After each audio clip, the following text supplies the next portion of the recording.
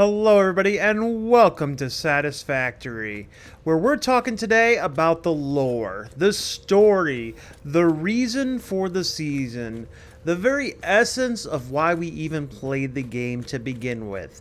And so far it's been a widely kept secret for 5 years. But alas, the story will be revealed to us this very year. But I want to predict what it actually is about before that happens. So let us begin. So first off, I just want to give a big shout out to our sponsor of the video today. That's right, it's our corporate overlords. Fix it! Nah, I'm just kidding. You guys are the sponsor of every video by giving it a like, a comment, and a subscribe. And it, just keeps me going. So for that, I thank you. I tip my hat, but I'm not allowed to take that off, because I don't even know if we can breathe in this atmosphere. Okay, so to be honest, I've had a theory about this game ever since it came out. I want to say like at least 4 years ago. I didn't play this for the first year, of what the story was going to be, but the fact that the story wasn't going to be what you think it's going to be. I always thought that the thing was going to be different, that there was going to be some hidden meaning behind it. But before we get into that, we have to go a little bit back. So, just a quick recap for the new kiddies at home. Welcome to Satisfactory, brought to you by the same studio, Coffee Stain Studio, that brought you Goat Simulator 1 as well as Goat Simulator 3, the series that was so insane they had to skip right past 2 and go to the third installment. Welcome to Massage AABB squared whatever, because I think it has been changing over each iteration. This is a pocket dimension, as we've been told, with our corporate overlord sending us down, fix it. With their motto being construct, automate, explore, and exploit. The 4 Ds of dodgeball. What? So anyway, you get sent down to this planet, you are told to mine out the resources, and automate everything, and eventually we'll bring you home. And that's all the concrete information that we are given. Alright, good boy. Now here's the thing, just because that's all the information that we were given when we actually got dropped down, doesn't mean there's more information we cannot get out of the game. And before I tell you my theory of what I think is going to happen in the game, I want to at least give you the facts that were given at the start. Currently, there are 3 things in-game that are story-related, that we've been told are story-related. First thing is Sam Ore. Now, you can mind the bejesus out this, but it means absolutely nothing, because you can't do anything with it, and originally we could scan it, but not anymore. Strange alien metal that glistens with new possibilities, which is kind of cool, it's glistening. Whoa. Did it just, glow and then not glow? That's crazy. As well as, we have a couple interesting things that if you stand next to them long enough, they will talk to you. Unless you bugged out the game, and then they won't. Say hello to Senor Somber Sloop. Picking up multiple Fix-It personnel in the area. Proceed with harvest before it's too late. Perfect. Yeah, so if we look at this thing, this is a Somber Sloop, a strange alien thingy with a mind-bending yet somehow familiar shape. Now, the nice thing about this is it looks like one of those S's that we'd probably be drawing in middle school, but if you look at it from the side, it kind of looks like a infinity symbol, which I think is really cool. The other one, which is super creepy because it pulls things into it, is called a Mercer Sphere, and it does exactly what the other one does and talks to you. So let's pick this up so we can stop hearing voices in our head. Are they still there?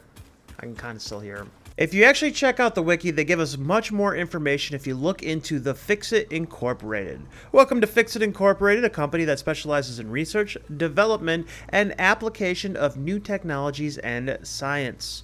We do anything to find short-term solutions for long-term problems like herpes.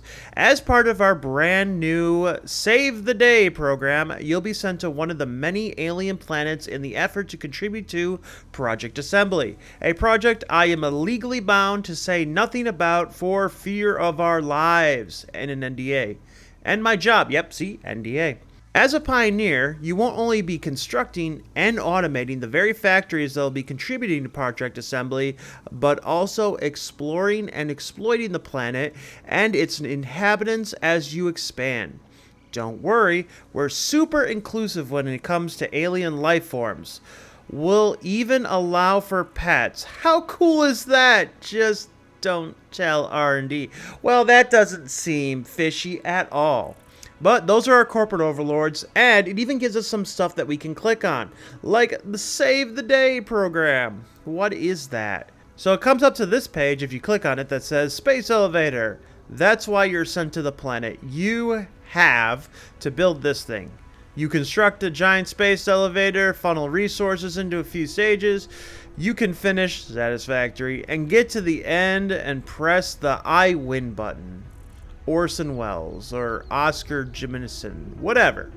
The space elevator building, yada yada yada, employ the Planet Cup, also stuff, and that's amazing. Now, if we click on the one that says Project Assembly to see what lore is involved, we can actually see it goes to the space elevator as well. That doesn't help us with anything, and it's kind of sad. It also gives us some employees that we can look at, like Katarina Perks, the CEO of Fixit Incorporated and Steve's boss. She's middle-aged and has been described as powerful and intimidating. Let's take a look at that. Oh my god. She seems just swell, doesn't she? Yep, that is the kind of girl boss you want.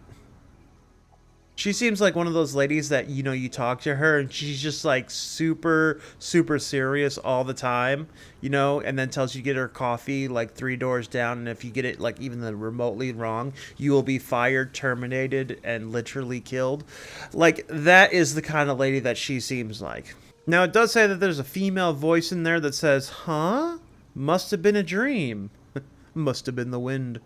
But other than that, we don't really know anything about her except for Caterium is named after her because it's gold.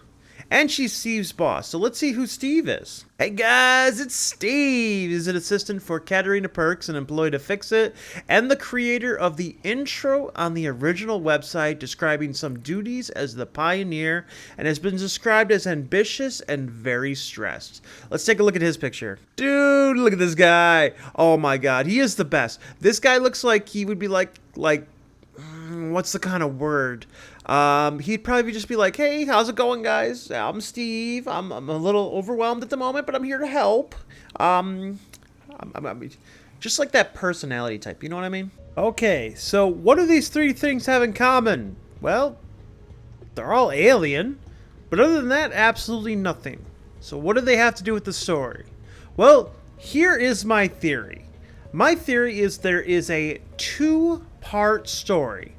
Part number 1 is the main assembly stuff that we've been doing thus far. So if you come over to here, you can actually see that we have, what is it, 1, 2, 3, 4, 5, 6, 7, 8, 9 items. These are the 9 items that we make in the whatever, and we send up in the space elevator.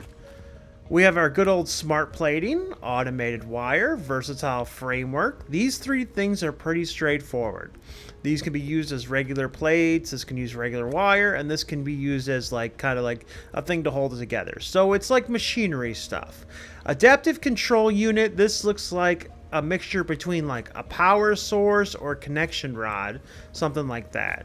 You know, modular engine, now this is a, you know, something mechanical that could be thrown in there, but still nothing special. Assembly directive system, looks like something space age that'd be out in space, that'd be able to move things around. Magnetic field generator, this would be something that you would probably have to protect your spaceship. Something that would like produce like a force field. Alright, and then of course a thermal propulsion rocket, obviously, to move around. So all this seems space agey. And then we have nuclear pasta, which is great as a power source. That's what I'm thinking this is going to be. So we have all these wonderful things. I think this is the main story right here. Steve tells us what to do. You know, he's our point of contact. We hear about Katarina in the background because he's all uppity and, you know, hates the company and all that kind of stuff. But he's still scared. He's still scared. So he wants to take over, but at the same time, we still have to build this. Now, the reason I think this is the secondary story is I think this has to do with Ada. I think all this stuff combined, Ada wants to hijack the project. So the idea is that we are all in a pocket dimension. So the way I'm looking at it is, what I think is that we can take damage, but we can't really take damage. See how it says damage to fix it property detected? I think that this right here, the body that we're in, is an avatar. And we are projecting our minds into here and moving it around. So if anything happens to us, or I hit the respawn button, I go limp and die. And then I can respawn as a brand new one. Just shoved into reality. Yep, I think that means that this character, we are just putting our conscience in there, and we're kind of just being like, hey, you know, I'll control it from a safe space. So here's what I'm thinking. I'm thinking that Ada has hijacked the project, okay? She is She is overriding what we need to build. She wants us to build all this stuff, but as soon as this stuff shows up, that's when she starts telling us, hey, go and grab that stuff. Because if you listen carefully when you're near one of these, you get all those wonderful Ada things.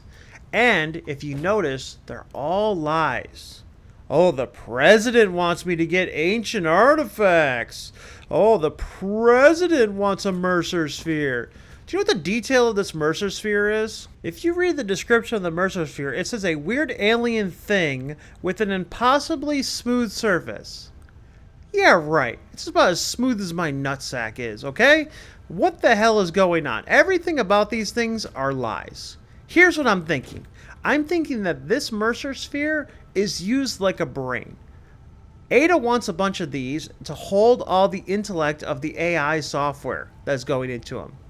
This little somber sloop right here, this is going to be used as a power source.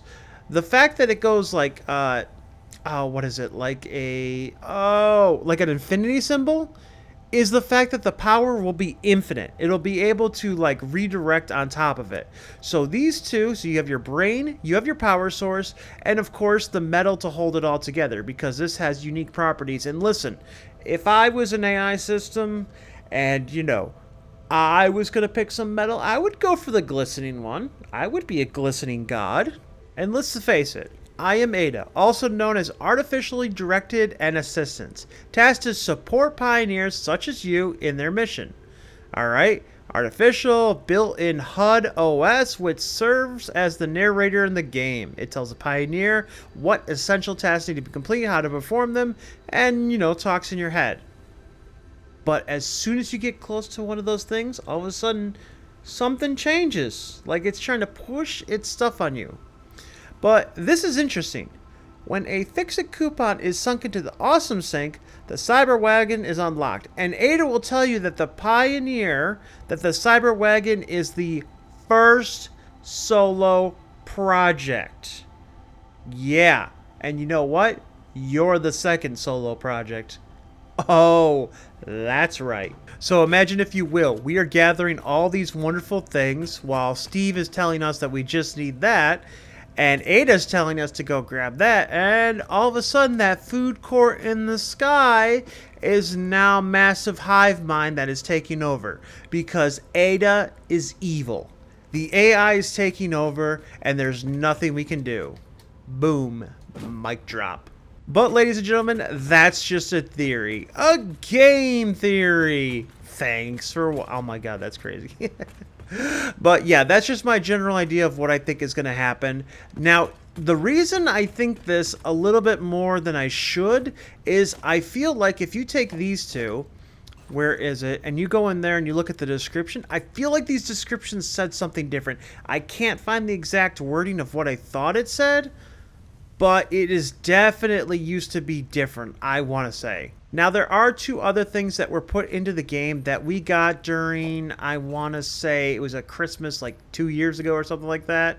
And one of them is a superposition oscillator, and the other one was a quantum computer. These were supposed to be more advanced parts coming out later on, and they were just given to us as funsies. And if we look at the description of them, uses quantum bits instead of normal bits, which makes it much faster than a traditional computer, and a superposition oscillator is an oscillating circuit that uses machinery resonance of vibration crystals to create a sting vibration with a precise frequency often used in teleportation technology and dimensional manipulation. Which makes it understandable how they opened up this wonderful pocket dimension to allow us to be at the same planet that everybody gets to enjoy, mining the same resources to do the same thing. Huh? Huh? Yeah, that's crazy. But I don't think either one of those has anything to do with the story. I think it's just going to be something that we're going to use to make some of these parts. Maybe even more parts. Who knows? But that's going to be it for me. Let me know down in the comment what you think. Do you think I'm onto something? Do you think I'm wrong? And for the love of God, if you actually know the answer, don't be like, ha ha, you're so off. If you troll, and you can do it by trolling, but you can't do it if you know the answer, all right? We gotta have standards, everybody. But that's it for me. You guys have fun, and I can't wait for update number 1. Well, not update number 1. 1.0. You know what I mean. You know, shut up. Shut up. Get out of here. Go have fun. I'm gonna drink my coffee in peace.